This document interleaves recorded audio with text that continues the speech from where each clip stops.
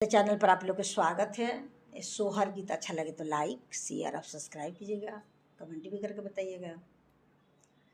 धनिया जे सुतेलियो बारिया के मरिया ओठा गावेली हो। धनिया जे सुतेली कोठरिया के मरिया ओठा गावेली हो।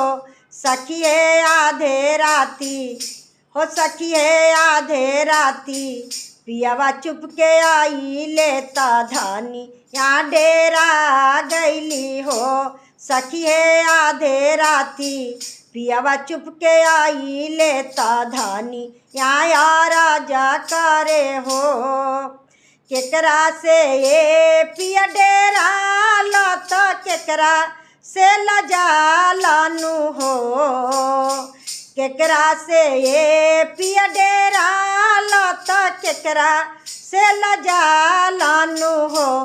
पिया के कारासु रात पेलो भाई लाता आधी राती आवेला हो।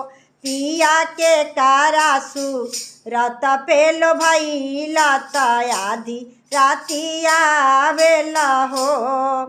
माई से ये धनी डेराइले बहिनी से लाजाइले हो। माई से ये धनी डेराइले बहिनी से लाजाइले हो। धनिया तो हारे सु रात पेलो भैनी आधी राती आइले हो। धनिया तो हारे सु रात पेलो भैनी आधी राती आइले हो। बहुआ के पाव भैले भारी तसा सुनी रे खेली हो। बहुआ के पाव भैले भारी तसा सुनी रे खेली हो। बहुआ कमाना हो बहुआ कमाना पुरुष से लो भैलू पावा भारी कैलुनु हो। बहुआ कमाना पुरुष से लो भैलू मुँह काला कैलुनु हो। इतना ही सुनाते ही बहुआर सासू से राजा करे हो। इतना ही सुनाते ही बहुआर सासू से राजा करे हो।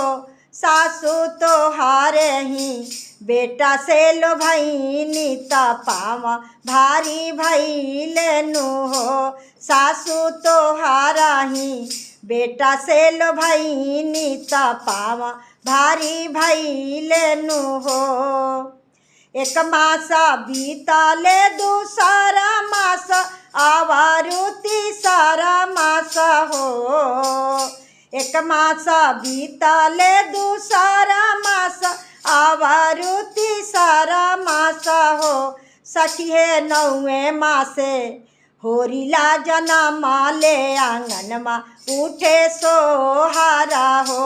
सखिए नौवे मासे होरिला जनमा ले आंगन मा उठे सोहारा हो। सखिए नौवे मासे होरिला जनमा ले आंगन मा उठे सो